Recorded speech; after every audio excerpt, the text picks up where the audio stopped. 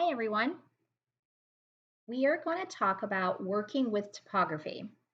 So in this lesson, we're going to continue working with text, but we do so with more in-depth editing and formatting in terms of typography and layout.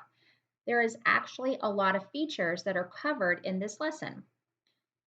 I went ahead and opened 08 underscore start. All right, so this is what we're going to begin with. It is started but not finished. All right, and then this is what we are going to end up with. Can you believe that with the data files that I had, they did not provide a 08 underscore end file? So I worked lesson 8 and created my own. So this is my copy from me working this particular lesson. So this is what this is going to look like when it is all finished. I'm going to go and resave this. Yeah, I opened up the lesson 8 and I was like, where is the int file that they should have for the INDD? So I worked lesson 8 and then saved it as 08 underscore end. Like, problem solved. All right.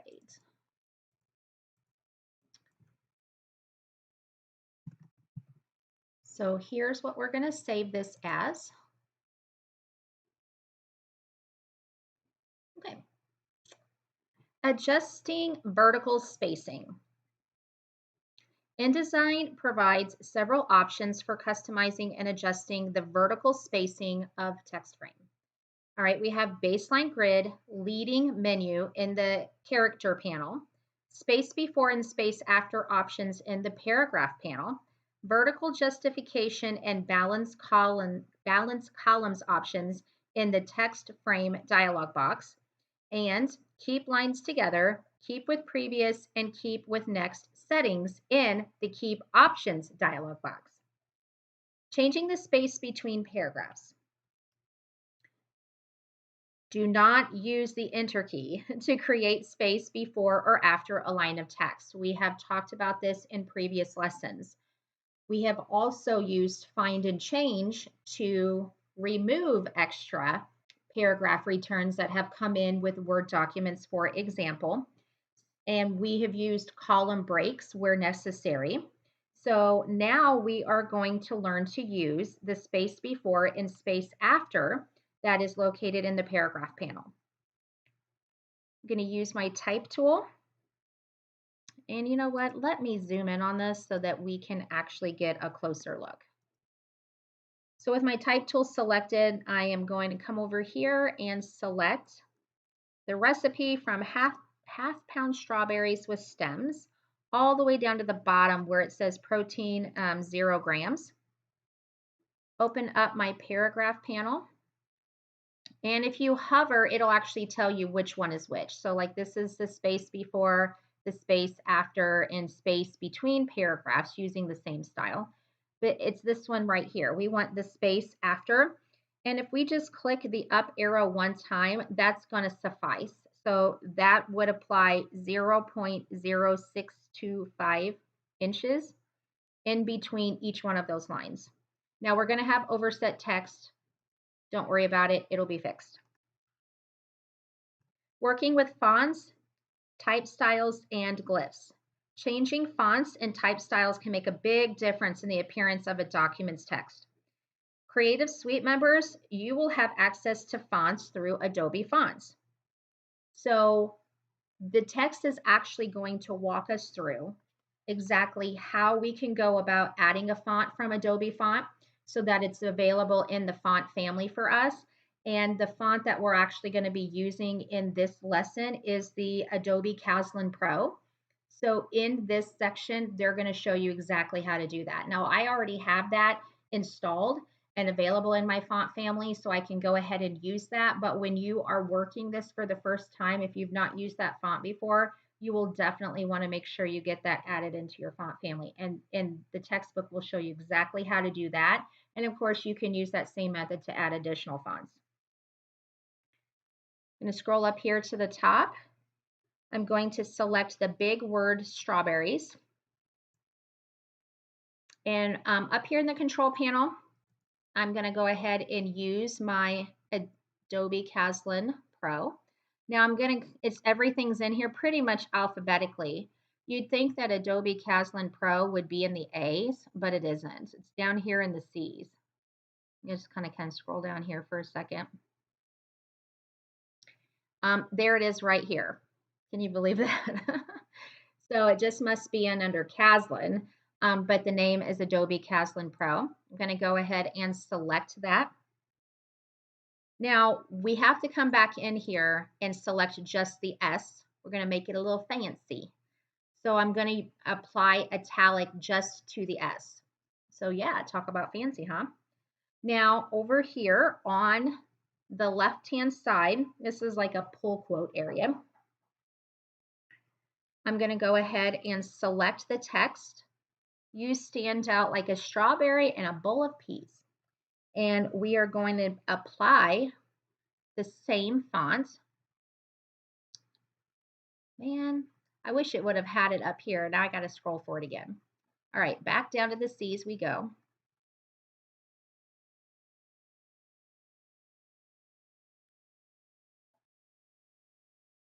The style for this one is going to be semi-bold italic.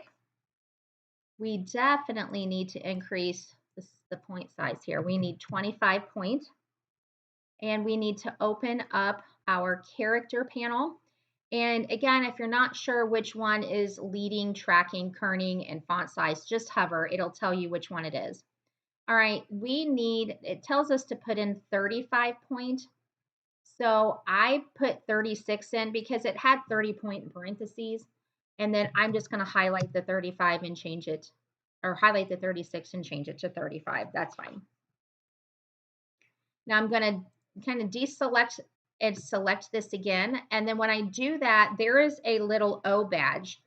And if you click that O badge, you have the opportunity to put a check mark in discretionary ligatures. And basically what that does is it makes it kind of a hoity-toity ST there. And then I'm going to leave the swash also selected, which gives us more of the fancy Y here. And then I'll just click off of that. Adding a special character. Many types of special characters, such as bullets, checkboxes, accented characters, and ornamental curlicues, can be used in documents for useful and decorative purposes. So if your glyphs panel is not open, yours may not be. I'm not sure you may have not used it prior to this lesson, but we're going to use it today. So of course you can find that and open it up under Window. And it's located in there, but mine's over here. All right, what we're going to actually use right now is a number of things, okay? So the special characters, if you need what we're going to do is down here at the bottom. Hold on a second, let me select and put my cursor down in here. All right, so what we're going to do is with the glyphs panel open, we need to actually pull up in the show portion. There is a selection called ornaments. And it's this one right here. I've recently already used it. But it's just this heart. It kind of looks like the @ symbol, but it's a heart inside. And it's located under show ornaments. And you can just double click to insert it right here where your cursor is at. Once that is selected up here in the size, we need to change that from 12 point to 122 point, which makes that very large. And then we can go ahead and apply a stroke of stem green and a fill of the strawberry red. We're really going to make this stand out and be formatted very nicely. That should be a 1 point stroke around this. If you're wanting just to double check and make sure, you can highlight that, of course, and open your stroke panel and double check that it is, and it is. Okay. Awesome. Be sure to read Finding Fonts in the font menu when you get to that portion in the text. That is actually right after the adding of a special character. Inserting fraction characters. This is actually done the same way. You can also use your glyphs panel to insert common fractions like a half, 3/4, and a fourth. They just help to create a more professional layout. That's going to work great because we have 2 instances of a half and 1 of a fourth, and we can actually use the glyphs panel to change that. If I open up the glyphs panel, I actually already have them on recently used. If you don't, you can actually find that under show. You're just going to have to switch this to, if you scroll the way up to the top, there should be like numbers, I think. Yep, here it is. And then you can see these options right here. So I'm going to highlight 1/2. I can actually, if my O badge pops open, I can use that. If it doesn't pop open, it's not a big deal. You can actually just double click and change it in the glyphs panel.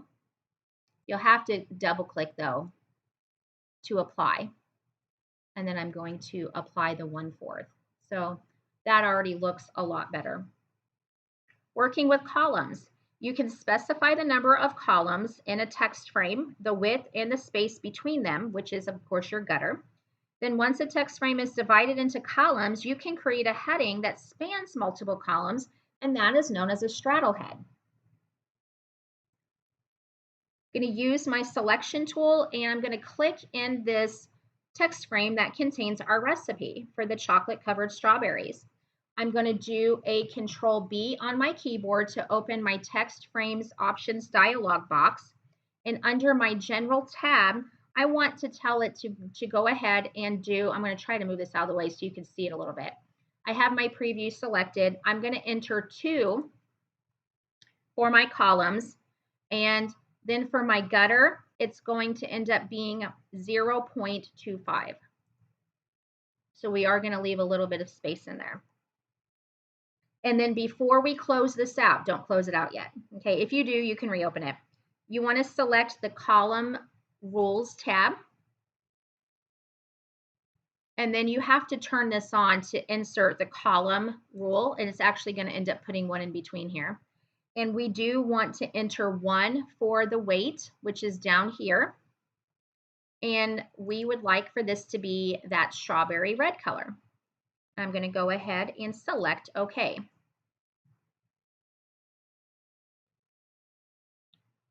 Put my cursor inside my chocolate covered strawberries, the heading that we have here. And up in my control panel, there is this button located right here. It's almost like it's the control panel like options button. But if you click that button, I think they call that the paragraph formatting controls icon. All right, if you click it, if you come down here towards the middle, there is something here called span columns. If you select that, you can actually tell InDesign what you would like that title to span. So we would like for that to span all columns. If I move this out of the way, you'd be able to see it. So now it's kind of moved all the text down. And even though we have 2 columns, it went and took the chocolate covered strawberries and spanned it across both of them. So that's nice. And then I can click OK. Now here's an issue. We have nutritional facts at the bottom of the first column, and it really needs to be bumped up here to the top where we have the serving size, calories, calories from fat, and protein. We have some room in order to do that. So what are we going to do? We're going to put our cursor right in front of nutritional facts and do what? Please tell me you're not going to hit the enter key. Okay, we don't do that. All right, now you've got 2 options. You can go to type and insert break character and do a column break, and it will, yeah, just click down here. It's kind of like there's a lag and it just kind of relocated it and moved it up here. Now you could have also put your cursor at the beginning, and you can right click and do the same thing. Okay, so again, 2 ways to do the same thing. Changing paragraph alignment. You can adjust how a paragraph fits inside a text frame by changing horizontal alignment by aligning text with one or both edges and by applying text inset spacing. So what we're going to do here is something very simple. At the very top, we have the text, "A Bite of Delight." And in our control panel, we're just merely going to center that. Down here are chocolate covered strawberries. It now spans both columns, but it does need to be centered a little bit. So we can just go ahead and do that very quickly. And then our pull quote, we can go ahead and center that as well. I'm going to go ahead and do a Control S and save this. Hanging punctuation outside the margin. Punctuation at the beginning and end of lines may cause margins to appear uneven. Excuse me. To fix this, designers use something that we call optical margin alignment to, quote, hang punctuation and swashes on characters slightly outside the text frame. So up here, we're going to highlight with our type tool. And then in our menu bar, we're going to do type and story. And there it's going to basically open a little panel that is docked over in my docked panels at the right. And do you see in story, it has this optical margin alignment? Well, watch what happens to my highlighted text. If I select that, it kind of makes some adjustments to it. Well, they're telling us that they want us to do a 14 point, which will make even further adjustments to it. Creating a drop cap. A drop cap is a letter, or you can even do letters, not just one letter. You could do the whole word "the," for example, if you needed to. But a drop cap is basically dropping a letter or letters, one or more lines to create a larger letter. Or in the example of the word "the," it would be a larger word of "the." Usually at the start of a story or article. This is one of the many typographic features and others included that we can apply a gradient to or even color fill to our text.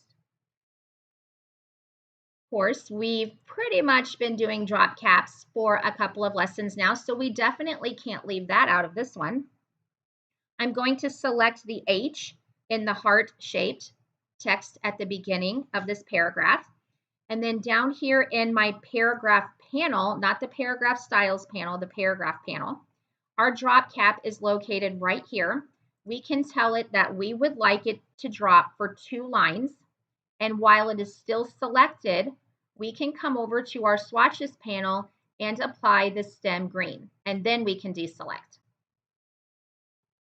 Adjusting letter and word spacing. Kerning is the adding or subtracting of space between specific letter pairs.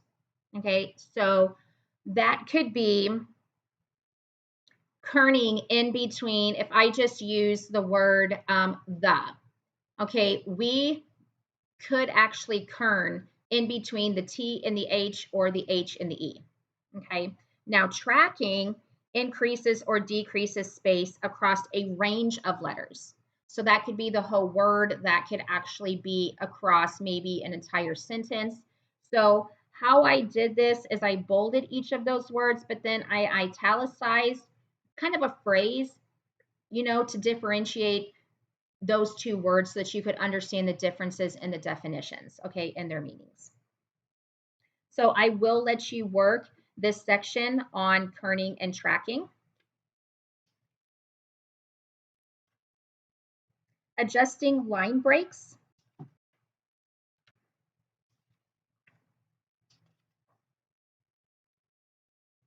Hyphenation and line breaks at the end of each line affect readability. If there is too much of that, it can make the text easier or harder to read based on several factors, including font size, leading, column width, etc. Please look at the examples given in this section of the text for the differences in Adobe Single Line Composer, Adobe Paragraph Composer, and Balance Ragged Lines features. InDesign provides 2 options for composing text. Adobe Paragraph Composer examines all of the lines in a paragraph before composing each line, and that's just default for InDesign. And Adobe Single Line Composer composes text one line at a time, starting with that first line. Setting tabs. Tabs can be used to position text in specific horizontal locations in a column or frame. The tabs panel is used to help organize text, create tab leaders, indents, and hanging indents. In a hanging indent, text hangs to the right of the tab. Now you can go ahead and show hidden characters if you would like to. Our text says that, to go ahead and show those. I'm not going to do that, but you certainly can. That's not a problem.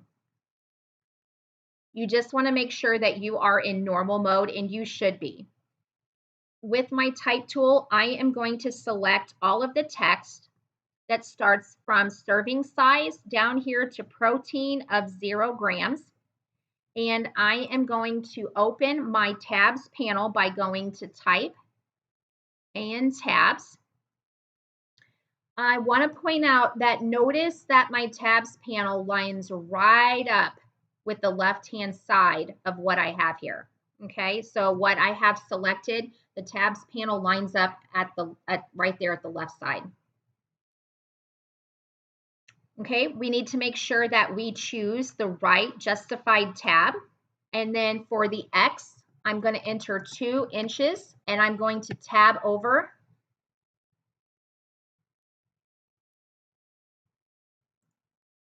Well, hold on a second. It didn't want to hold my right justified tab. All right, so I'm going to click on to select my right justified tab, and I'm going to enter 2 inches. I'm going to tab over, and when I do tab over, notice it went ahead and moved all of this space. So it went ahead and tabbed 2 inches. You see that? And so in my dot leader, I want to put a period and a space and then press enter. So now I have a period and a space repetitively, okay, from the text all the way over to its number. So this is how we are going to use the tabs panel. All right, so you're going to highlight first, make sure that you have your right justified tab selected. When you do that over here in your X, it should say 0 inches. Mine didn't, that's why it didn't apply. So, and once it does, you highlight the 0, put your cursor behind the inches, and then press your tab button. It should automatically move everything over. Put your period and a space in your leader, and then hit enter on your keyboard, and it will automatically put this in for you. Very easy to do. And I'm going to go ahead and close that because we won't need that right now. I'm going to use my type tool. I'm going to just kind of click off of that out here. Okay, so what we want to do is now we have put in fractions over here for our half, and we have our tab over here for 2 inch and our dot leader. Now what we need to do is select wash the strawberries all the way down to place on wax paper to set about 30 minutes. And then use our properties panel. If you scroll down under bullets and numbering, there is a numbered list. If we click that, it automatically gives us 4 in our numbered list. And then we can just kind of click off of that. I'm going to Control S and save. When you get to this portion in the text, after the setting of tabs, it's right underneath creating a numbered list with the hanging indent, which is what we just did. There is the hanging indents and bulleted list and a page of working with tabs. Make sure you guys read over that when you get to it. Moving on to working with paragraph, shading, and rules. You can call attention to text within a story and make it stand out from the rest of the text by applying a shade to a paragraph. This is accomplished by selecting the shading button in the lower left corner of the paragraph panel. You can also add a horizontal rule or a line above or below a paragraph. It is better to use this approach than to draw a line with the line tool because you can then apply a paragraph style to it. It will also travel with the paragraph should the text need to reflow. That is huge because we've been talking about for many lessons now about reflowing text, if you have to edit text, putting page numbers in, column breaks, different things like that, so that if you have to remove text or add text, it will reflow with it. So this goes right along with that. I'm going to take my cursor and put it right here in the chocolate covered strawberries. All right, it's just the heading in the recipe card area at the bottom. And in the paragraph panel, there is down here towards the bottom, you guys, there is just a little check mark here that you can select for shading. And then I'm just going to choose the strawberry red. At the top, on this bite of delight, I'm just going to put my cursor in that tagline up there at the top. And then I am going to reopen my paragraph panel. And then from the paragraph panel menu, if I open that up, if I come down here towards the bottom, there is a paragraph rules. If I select that, I can choose to have a rule below. Okay, there's rule above or rule below. I'm going to move this out of the way so we can kind of see. And I'm going to preview. I'm going to turn this rule on. Okay, we do want this to be a weight of 8 points. The color, we're going to use this stem green. The width, we only want this, we don't want this to be the full column. We only want this to be as wide as the text is. So it's only going to be as wide as the tagline, A Bite of Delight. And the type, we're going to do something fancy. We're going to use this white diamond. And now it's kind of sitting right under, it looks like it's sitting right under A Bite of Delight. And you can hardly see where the L is. All right, so we're going to just use an offset to kind of pull it away from the text. So our offset for this, we just need to click our arrow up one time, and that would be 0.0625 inches. So it just pushed it down slightly, and that looks a lot better. And then I'm going to go ahead and click OK. And I'm going to do a Control S.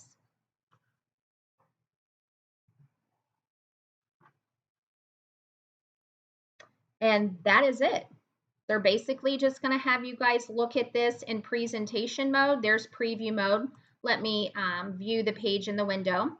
This is preview mode without all of the text boxes and stuff like that. And if we just take a look at it in presentation like they suggested on the way out, this is what it looks like. Looks nice, doesn't it? This is another lesson that I actually like. It just kind of reminds me of a nice graphic design type of lesson, like the lesson on working with color did. Now you can press escape on your keyboard, and that will take you back to the last current mode used, which was preview. And then I'm just going to click on normal. So aside from doing some kerning and tracking up here, okay, I think the only thing that I didn't show you, and I told y'all you could just work that, is we're going to just do some adjusting in here of kerning and tracking in strawberries. We're just going to move the T in closer to the S. So that's really the only thing that I didn't show you, and that will be the only thing that is not in the end file when you look at that, is the T will be brought in a little bit closer, and it should be. Okay. All right, you guys. I am completely done with lesson 8, and this just leaves us 3 more lessons after this, and then we'll be wrapping up the text. If you guys have any questions about anything that we covered in this lesson on working with typography, feel free to let me know. Thanks, everyone.